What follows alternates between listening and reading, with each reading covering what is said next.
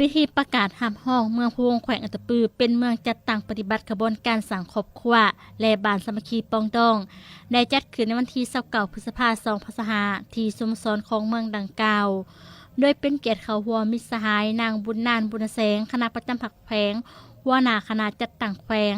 มิตรสหายนางบรรทลัยแก้วมณีวงศ์กรรมการผักแขวงประธานแนวราวสังสรรค์แขวงมีบรรดาการนำของเมืองเลขาผักบ้านในบ้านองค์การแนวราวสังสรรค์บ้านในทั่วเมืองและแขกถือเส้นเขาห่วมในพิธีสหายพิมพาแสยาพลกรรมการผักเมืองประธานแนวราวสังสรรค์เมืองได้รายงานให้ผู้ว่าการสั่งครอบครัวและบ้านสามัคคีปองดองเมียนการจัดตั้งปฏิบัติแผนการนำผักของผักและแผนพัฒนาเศรษฐกิจสังคมของรัฐก็คือมติกระทรวงใหญ่ผู้แทนทั่วประเทศของแนวล่าสังสารในแต่ละระยะเพื่อเฮ็ดให้ทุกกำลังแห้งของปวงชนลาวเข้าร่วมการปฏิบัติ2หน้าที่ยุทธศาสตร์คือปกปักรักษาและ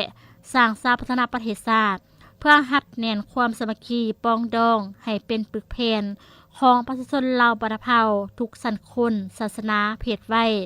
โดยเฉพาะแมนเริ่มจากครอบครัวหักฐานบ้านซึ่งเป็นปัจจัยสำคัญในการสร้างเสถียรภาพทางด้านการเมืองและความสงบสุขความเป็นระเบียบเรียบร้อยและความมั่งคั่งเข้มแข็งของชาติเมืองพะวงประกอบมี15บ้านมี 3,308 หลังคาเรือนมี 3,295 ครอบครัวและมีพลเมืองทั้งหมด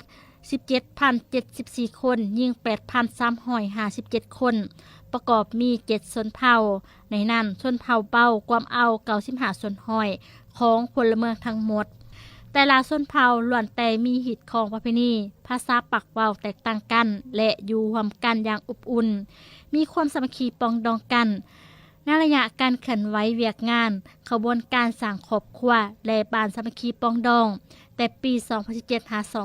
2023 แนวราวสังสรรค์เมืองพะวงได้สมทบกับคณะพรรคขันเมือง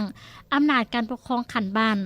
คณะกรรมการแนวราวสังสรรค์บ้านเพื่อเคลื่อนไหวเวียกงานขบวนการสร้างครอบครัวและบ้านสามัคคีปองดองดังกล่าวให้สอดคล้องตามบัตรเก่าตามนิติกรรมขั้นตอนและวิธีการซึ่งเริ่มแต่หัวหน่วยครอบครัวผ่านการกวดการประเมินผลตัวจริง4มาตรฐานการสั่งครอบครัวและ5มาตรฐานสั่งบ้านสามัคคีปองดองคณะรับผิดชอบขันเมืองได้นำเสนอเจ้าเมืองออกใบยังยืนครอบครัวสามัคคีปองดองจำนวน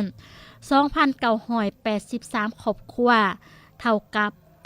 90.53 ส่วนห้อยและได้จัดพิธีมอบใบยังยืนให้แต่ละครอบครัวและพอมอบใบยังยืนบ้านสามัคคีปองดองให้ทั้ง15บ้านทั่วเมืองเท่ากับ100ส่วนห้อยสำเร็จตามแผนการที่วางไว้ในพิธียังได้มอบใบหยองย่อให้แก่กลุ่มกองและบ้านดีเด่นในการจัดตั้งปฏิบัติกระบวนการสร้างครอบครัวและบ้านสามัคคีปองดองจำนวน23ใบในนั้นมี8กลุ่มกองและมี15บ้านโอกาสดังกล่าวคณะประธานพร้อมแขกทุกภาคส่วนได้พร้อมการเปิดป้ายและลั่นของ9 บาทเพื่อประกาศรับห้องเอาเมืองวงเป็นเมืองปฏิบัติกระบวนการสร้างครอบครัวและบ้านสามัคคีปองดองเมืองที่3ของแขวงอัตตปืออย่างเป็นทางการ